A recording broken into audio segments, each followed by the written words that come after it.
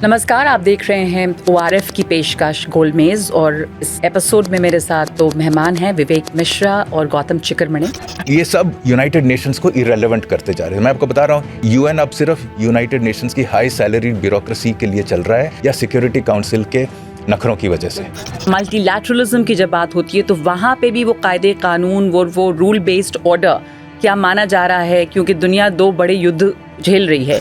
जो expensive agenda आज quad के पास है वो मेरे ख्याल में अगले 5 से 7 साल में सारे कंसोलिडेट होके एक ज़बरदस्त रेगुलेटरी फ्रेमवर्क दोनों साइड, मलक्का के ईस्ट और मलक्का के वेस्ट, डेवलप हो जाएगा, जिसका उल्लंघन करना मेरे ख्याल में चाइना के लिए बहुत ही मुश्किल होगा। इंटरनेशनल ट्रेड में कौन उल्लंघन कर रहा है? चाइना। आप कुछ भी देख लीजिए, कोविड से लेके ट्रेड से लेके जियोपॉलिटिक्स से लेके वेपन सप्लाईज, कहीं भी आप जाएं, the rogue nation is China. We are the law makers, not the law followers.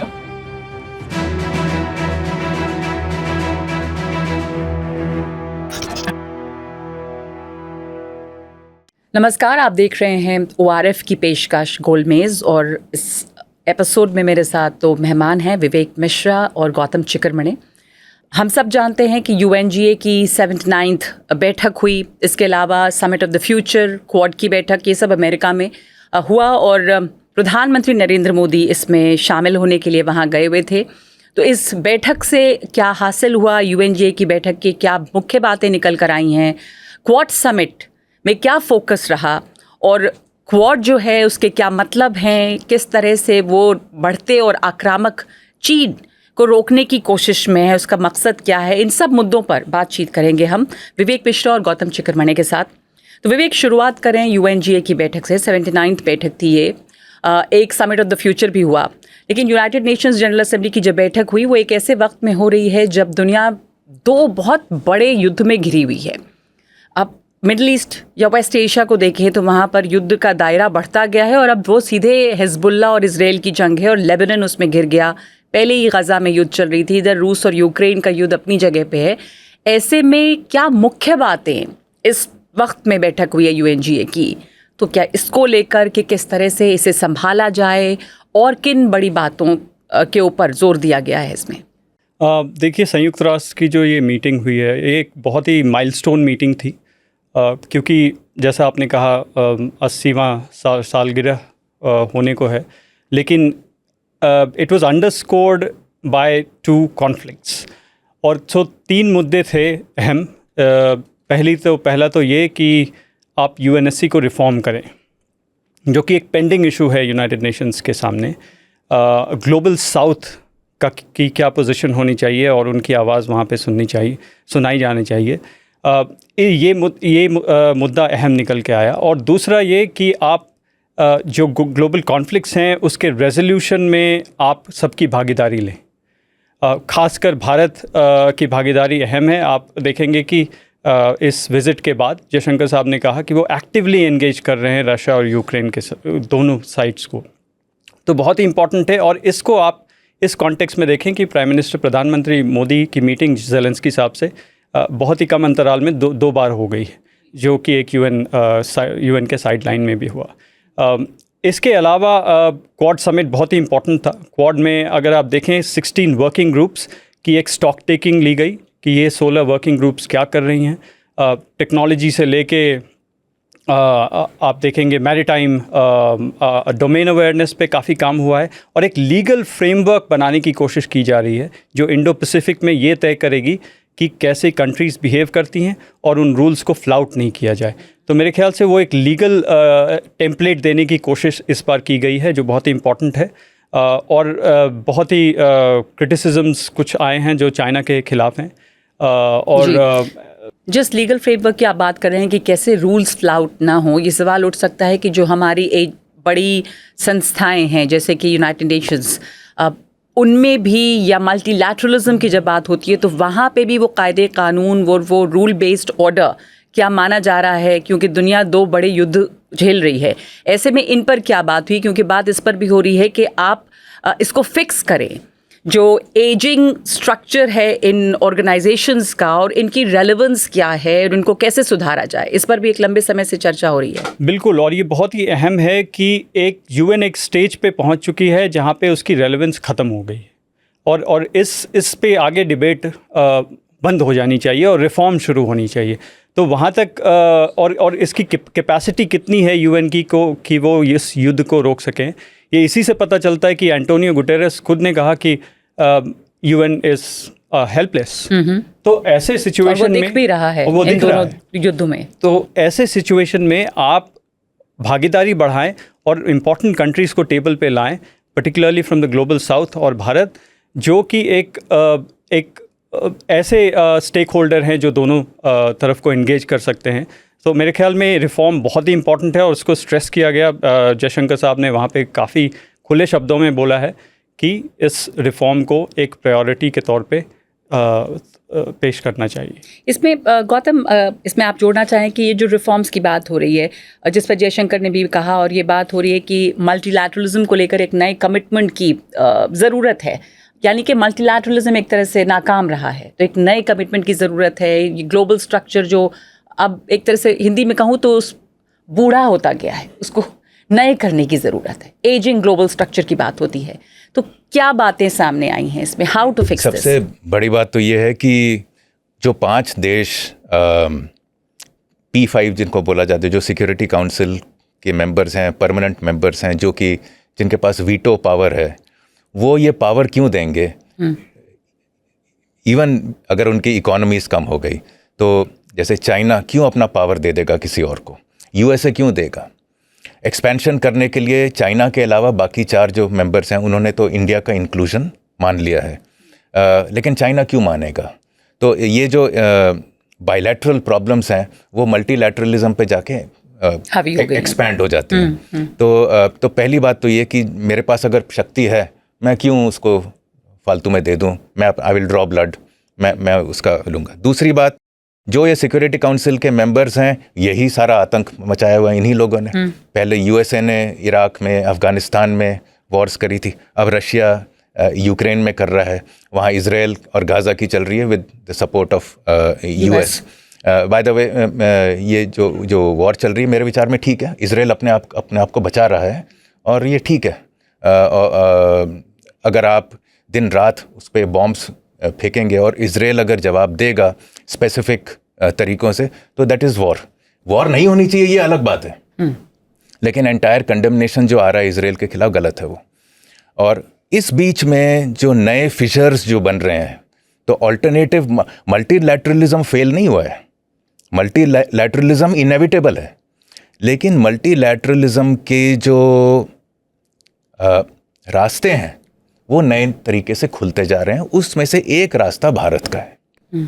तो भारत पीस मेकर बन सकता है, लोग उसकी तरफ देख रहे हैं कि बने, मगर वो नेगोशिएट कैसे चल रहा है वो चलता रहेगा।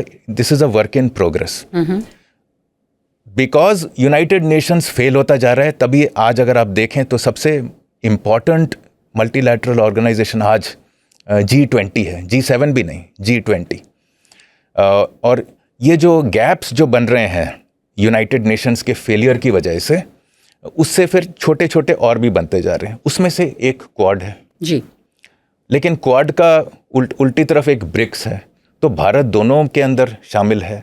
शंघाई कोऑपरेशन के अंदर भी भारत है। तो ये जो यूनाइटेड नेशंस की इंस्टीट्यूशनल असफलताएं, या जो अब बूढ़ा हो गया है, वेरी पोएटिक, मगर जो उसकी जो असफलताएं हैं उसको काउंटर अगर UN नहीं करेगा तो नए ऑर्गेनाइजेशंस बनते जाएंगे। उनमें से ये भी हैं। तो क्वाड पे भी आऊँगी। अभी जब आपने भारत की बात की कि भारत का जो रोल है वो एक पीस मेकर के तौर भारत की तरफ देखा जा रहा है।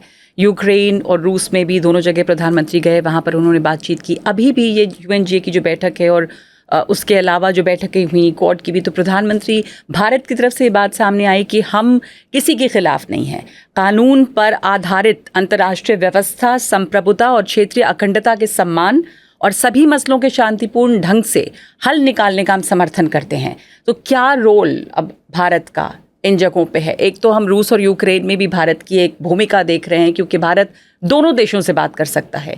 इधर मिडल ईस्ट या वेस्ट एशिया में जिस तरह का युद्ध छिड़ा है, जहां अमेरिका कुछ नहीं कर पाया या नहीं करना चाह रहा है, वहाँ पे भी क्या रोल हो सकता है? आपने जैसा कहा यूएन फेल कर रहा है, दूसरी संस्थाएं उभर रही हैं, तो क्या शांति स्थापना में भी कुछ काम मेरे विचार में भारत का रोल होगा एक ब्रिज बनाने में, लेकिन उस ब्रिज बन जाएगा, पीस, डिप्लोमेसी, थोड़ा कॉम्प्रोमाइज़, थोड़ा वेपन्स वगैरह। ब्रिज बनाना कठिन है, असंभव नहीं, और भारत ये ब्रिज बनाने की क्षमता रखता है।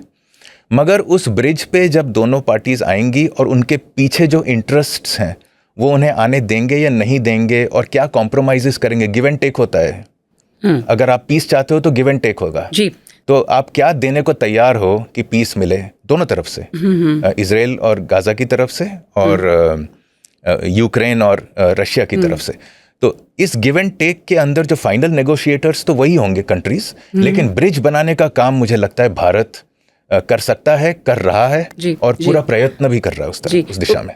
जो आपने कहा कि जो व्यक्तिगत आकांक्षाएं हैं या उनकी महत्वाकांक्षाएं हैं अलग अलग देशों की, वो हावी हैं इस मल्टीलैटरलिज्म पे, तो वो तमाम लोग जो इनमें शामिल हैं, जब वो उसको होने नहीं देना चाहते तो ये होगा कैसे, एक बड़ा सवाल है। हाँ, तो और देशों की बात नहीं है, देशों के पीछे जो पावर्स हैं उनकी भी बात है। तो एक पूरा इकोसिस्टम ऑफ पावर यहाँ से आ रहा है, दूसरा इकोसिस्टम ऑफ पावर वहाँ से आ रहा है, उनको जकड़ना है। तो भारत का काम इस वक्त जो मुझे लग रहा है वो है कि एक ब्रिज बना दे, फिर आगे देखी जाएगी। तो फिर यूनाइटेड नेशंस जनरल असेंबली की बैठकें या फिर क्वाड तो खैर जैसा गौतम भी कह रहे हैं कि उसकी नाकामियां जो रही हैं यूएन जैसे संस्थाओं की, तो ये तमाम संस्थाएं उभर रही हैं, लेकिन इसकी रेलेवेंस क्या है एक ऐसे समय पे? क्वाड का आप यूनाइटेड नेशंस की पहले तो मैं आपके पहले बिंदु पे एक टिप्पणी कर दूं, उसके बाद जहाँ तक भारत की पोजीशन है as a negotiator, it is perhaps the only country that does not have a vested interest in the resolution of this conflict. बाकी आप रशिया यूक्रेन कॉन्फ्लिक्ट अगर आप देखें कि चाइना का पीस प्लान, कोई भी, सारे सबके वेस्टेड इंटरेस्ट हैं, चाइनीज़ आर्म्स पहुँच रहे हैं रशिया, तो उस हिसाब से भारत एक यूनिक पोजीशन पे है। रही बात रेलेवेंस की, रेलेवेंस जो संयुक्त राष्ट्र है उसको अपने आप को एलिवेट करना ही है, ये समय की बात है। It's a question of when and not if. तो आप उसको अपग्रेड कैसे करें, आपके सिस्टम्स पुराने हो गए हैं, जैसा आपने कहा, एक major chunk Africa is missing from your representation. पर वो क्या शामिल करने को तैयार होंगे ये देश, जैसा गौतम सवाल उठा रहे थे? इस सवाल पे आप अगर देखें, एक प्रेस कॉन्फ्रेंस रखा था अमेरिकन यूएन एम्बेसडर ने, उन्होंने एक बहुत ही इंटरेस्टिंग बात कही कि we are all for reform, हम रिफॉर्म करना चाहते हैं, लेकिन वीटो का रिफॉर्म नहीं होगा। To a person sitting in the global south, that's a bogus reform. आप अगर रिफॉर्म करेंगे और वीटो पावर का रिफॉर्म नहीं करेंगे, इट डजंट मीन एनीथिंग। अभी भी यूनाइटेड परमानेंट यूएनएससी काउंसिल में अभी भी रोटेशनल मेंबरशिप है, जिसके भारत प्रेसिडेंटशिप कर चुका है, तो उससे कोई खासा फर्क पड़ने नहीं वाला है। इसलिए आप अगर रिफॉर्म करना चाहते हैं, मतलब आप पावर्स को डिस्ट्रीब्यूट कर लिए लैटरली, तो नियत पावर के डिस्ट्रीब्यूशन की होनी चाहिए, और जिसके पास शक्ति या पावर है वो इसके लिए तैयार नहीं है, तो फिर ऐसे दिखावे के रिफॉर्म्स का फायदा क्या? ये एक बड़ा सवाल है मेरे विचार में। If you don't mind, United Nations irrelevant होता जा रहा है। उसकी बहुत बड़ी, मोटी, भारी और हाई कॉस्ट ब्यूरोक्रेसी है।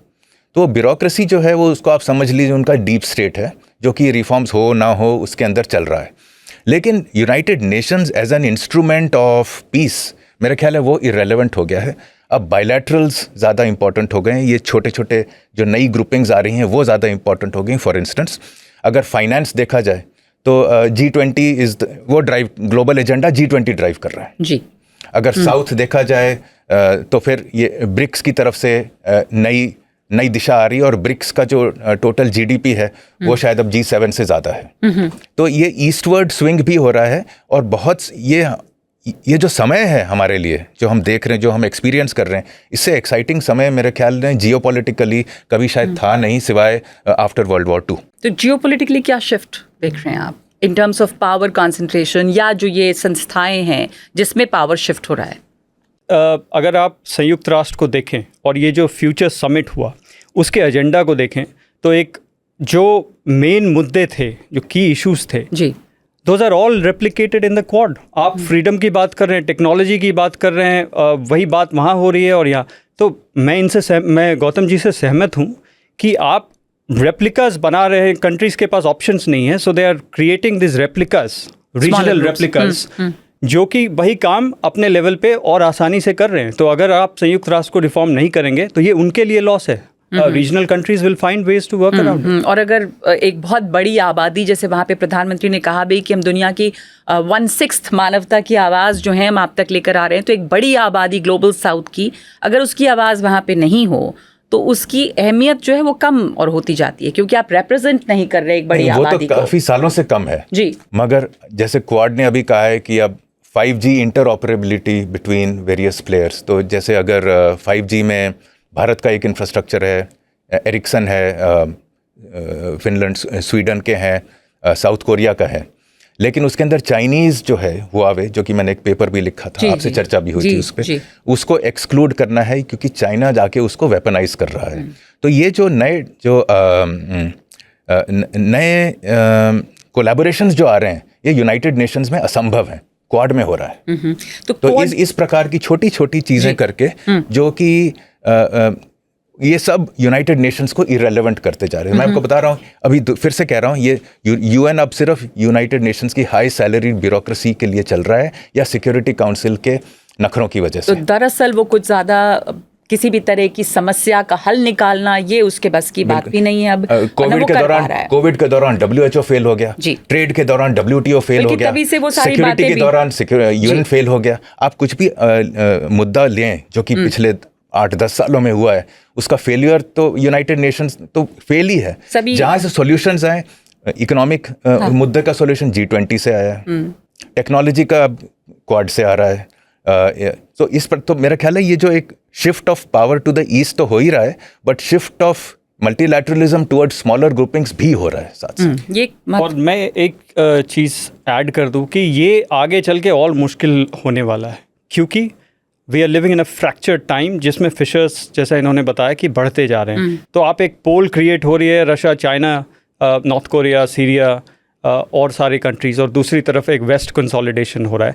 बीच में हमारे जैसे कंट्रीज़ जैसे इंडिया है, उनके लिए ये काफ़ी एक लॉस हो जाएगा, क्योंकि आप एक कंसोलिडेशन तो कर रहे हैं अपनी, लेकिन आप एक वर्ल्ड ऑर्डर में की तरफ जा रहे हैं जो कि हाईली फ्रैक्चर्ड है। लेकिन भारत से ज़्यादा लॉस ये यूनाइटेड नेशंस का है, बिकॉज इसकी रेलेवेंस और भी कम हो जाएगी। जितना फ्रैक्चर्स और फिशर्स बढ़ेंगे उतने ही पॉसिबिलिटीज़ कम होंगी कि एक कंसेंसस मल्टीलैटरल लेवल पे एक ग्लोबल बॉडी के अंदर हो सके। तभी तमाम ग्लोबल क्राइसिस के वक्त में, जैसा गौतम बता रहे थे, हमने देखा है कि इस तरह की जो संस्थाएं हैं वो नाकाम रही हैं। जो अपने क्वाड की बात की, तो ये UNGA की बैठक के पहले ही क्वाड की बैठक हुई। ये एक तरह से एक फेयरवेल बैठक रही है जो बाइडेन के लिए, वो जो जा रहे हैं वो डेलावेयर लेके गए सबको, और वहाँ पर अपने तीनों अच्छे दोस्तों के साथ उन्होंने ये बैठक की। क्वाड की जो ये बैठक है उसमें ये कहा भी गया बाद में कि Quad is here to stay. So ये चाइना के खिलाफ एक ग्रुपिंग के तौर पे देखा जाता है। चाइना इसको लेकर अभी भी ब्लो हॉट ब्लो कोल्ड वो करता रहता है, पर ये मैसेज साफ है कि चीन के बढ़ते हुए पावर और आक्रामकता के खिलाफ ये जो ग्रुप है ये साथ है। तो ये किस तरह से काम कर रहा है? चाइना जो है, मुझे तो लगता है सबसे बड़ी गोंद है क्वाड के फॉर्मेशन में। 2004 में फॉर्म हुआ था, 20 साल पहले जब सुनामी आया था। उस वक़्त तो सिर्फ कोऑर्डिनेशन के लिए किया था कि 4 देश एक साथ मिलके कोऑर्डिनेट कर पाए, जो भी ह्यूमैनिटेरियन इश्यूज जो हैं सब एक कोऑर्डिनेटेड तरीके से करें। फिर 2008 में ऑस्ट्रेलिया दब गया, चाइना के दबाव में बाहर निकल गया, फिर वापस आया। उस दौरान ऑस्ट्रेलिया और चाइना के टेंशन्स बढ़ गए। ऑस्ट्रेलिया ने चाइना को निकाल दिया अपने सारे क्रिटिकल इंफ्रास्ट्रक्चर इंक्लूडिंग 5G से। धीरे धीरे टेंशन्स और बढ़ते। एक्चुअली मुझे लगता है चाइना भी छोड़ दीजिए, मुझे लगता है शी जिनपिंग ने क्वाड को पावर दिया है। और आज ये स्टेटमेंट आई है, ऐसी स्टेटमेंट आप इमेजिन ही नहीं कर सकते। ये जो अभी जो इन्होंने कहा है, मैं इंग्लिश में है पढ़ के बताता हूँ। We are seriously concerned about the situation in the East and South China Seas. we continue to express our serious concern about the militarization of disputed features and coercive and intimidating maneuvers in the South China Sea.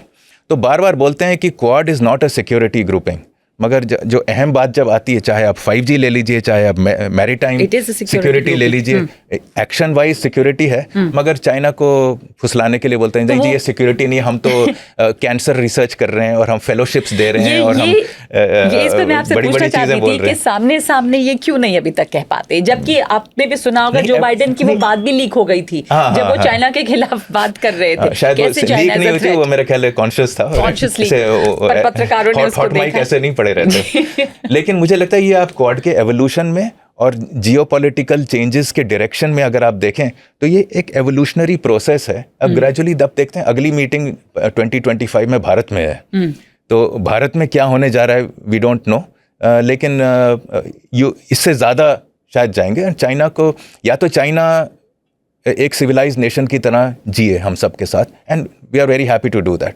लेकिन अगर China wants to rule the world, या China wants a bipolar world but a unipolar Asia, तो ये तो चलेगा नहीं। और China की जो फुटप्रिंट जाती जा रही है, aggression, war, China is the problem and China is the biggest glue of Quad today.